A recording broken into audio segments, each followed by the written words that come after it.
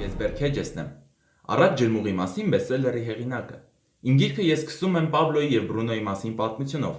որոնք ֆինանսական անկախության հասնելու համար ընտրեցին երկու տարբեր ճանապարհ։ Ինչ դուք կտեսնեք, նրանց արկածների մասին մի հոյակապ մուլտիպլիկացիոն ֆիլմ է, այնպես որ հարմարավետ նստեք, թուլացեք և հաճույքով դիտեք սեփական կյանքը դեպի լավը փոխելու մասին դասը՝ Առատ ջրմուղի մասին։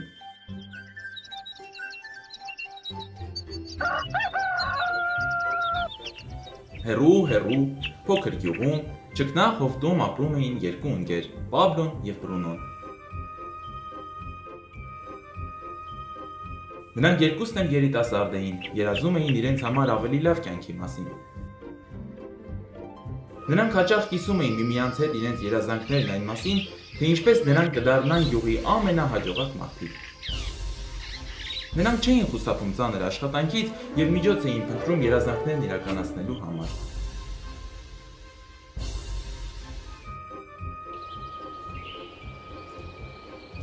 Եվ մի անգամ նման հնարավորություն ստեղծվեց։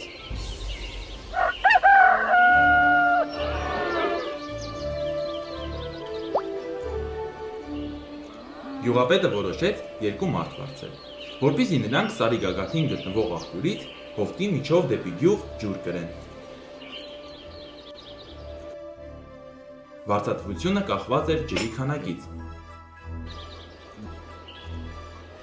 Պաբլոն և Բրունոն եռանդով գործի անցան։ Ամեն օր առավոտից մինչև երեկո նրանք ջրի դույլերը քարշ էին տալիս աղբյուրից գյուղ։ Նրանք իրենց աշխատանքը կատարում էին ջանասիրությամբ և անդադար։ Ամեն երեկո նրանք տուն էին վերադառնում իրենց ցերեկվա վաստակով։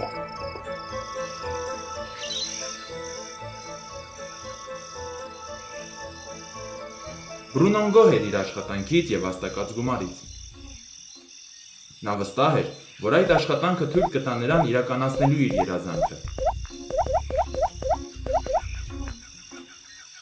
Բրունոն որոշեց, որ վաստակն ավելացնելու համար նա պետք է ավելի մեծ դույլեր վերցնի, որ ամեն անգամ ավելի շատ ջուր բերի։ Նա նախատեսում էր, որ աճող եկամուտները թույլ կտան նրան ձեռք բերել կով և տուն, որի մասին նա երազում էր։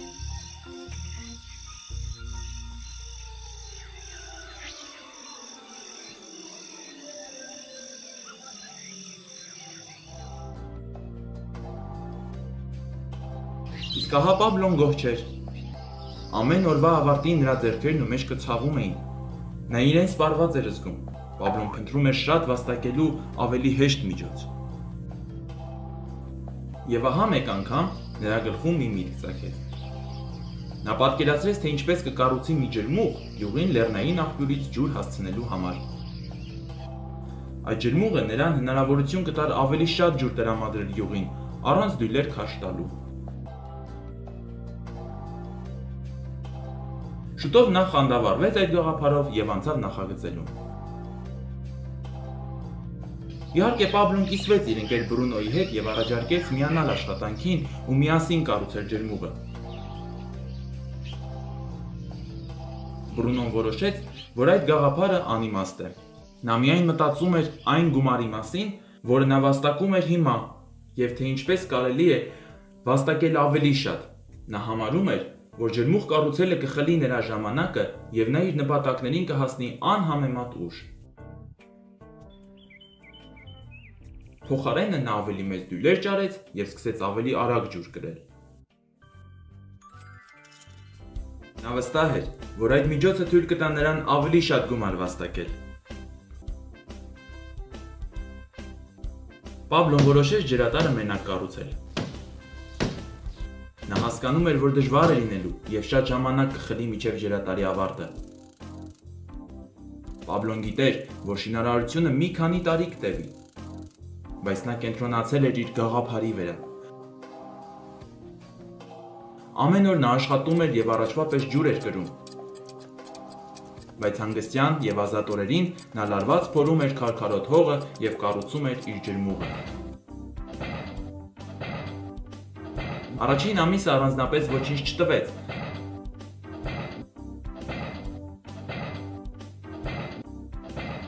Բրունոն և գյուղի բնակիչները ծիծաղում էին նրա վրա և կոչեցին Պաբլո ջրմուղագործ։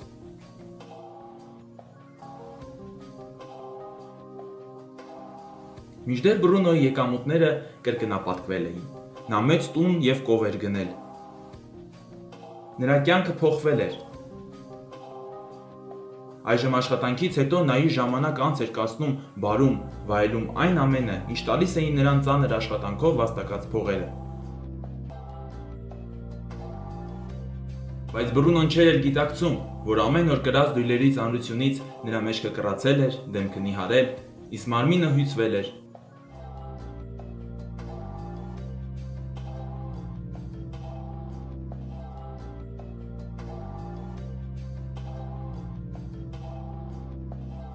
Շուտով նա ավելի ու ավելի քիչ ջուր էր բերում, որովհետև նրա առողջությունը վատանում էր և վատանում։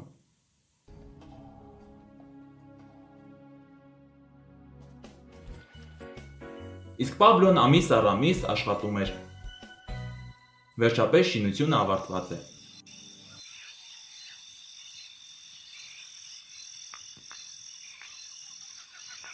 Այժմ դույլերով ջուր գյուղ բերելու փոխարեն նա օգտվում էր իր ջրմուղից։ Պաբլոն արդեն վաստակում էր ավելի շատ գումար, քան երբևէ։ Ջրահոսը դեպի գյուղ ոչ մի րոպե կանգ չէր առնում։ Այն ժամանակ, երբ Պաբլոն հանգստանում էր, ուտում, քնում էր, ջուրը շարունակում էր հոսել։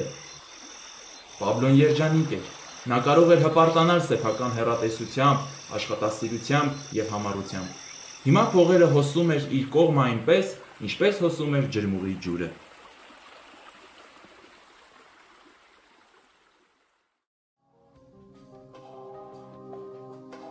Բրունոյի և Պաբլոյի պատմությունը դա իրական կյանքի արտացոլումն է։ Նրանց աշխատանքը խորհրդանշում է այն, ինչը սովորաբար անում են մարդիկ, որպեսզի գումար վաստակեն։ Բրունոն ստանում է գումար դույլերով ջուր կրելով, նա ետ ու առաջ է գնում աղբյուրից դեպի գյուղ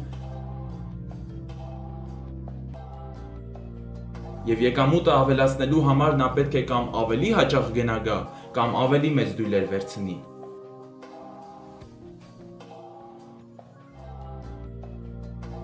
Մեր կյանքում մենք ձգտում ենք շատացնել մեր եկամուտը, ավելի շատ աշխատելով երկու աշխատավայրում կամ ազատ ժամանակ։ Մենք նաև մեծացնում ենք դույլերի չափը, ստանալով ավելի բարձր վարձատրվող աշխատանք, ինչը ենթադրում է ավելի շատ զբաղվածություն և ազատ ժամանակի կրճատում։ Մեզանից շատերը փոխանակում են ժամանակը գումարով, ինչպես Բրունոն։ Մենք գիտենք, որ յուրաքանչյուրն ունի օրական ընդամենը 24 ժամ, և որ հատկացնել աշխատանքին ամբողջ ժամանակը անհնարին է։ Ամենածանր ժամանակները գալիս են, երբ մենք չենք կարող փոխանակել ժամանակը գումարով, տարիքի, հիվանդության կամ այլ պատճառներով, և այնժամ մեր եկամուտները կրճատվում են։ Հիմա եկեք տեսնենք ինչ է անում Պաբլոն։ Խելամիտ դատելով Պաբլոն չփոխարինեց իր ժամանակը սահմանափակ եկամուտով, բայց նա օգտագործեց իր ժամանակի մի մասը ջրմուղ կառուցելու համար։ Նա գիտեր, որ ջրմուղը մշտական եկամուտ կբերի, քանի դեռ ջուրը հոսում է։ Մշտական եկամուտ, որը բազմապատկեց ամենօրյա աշխատանքի վրա ծախսած ժամանակը։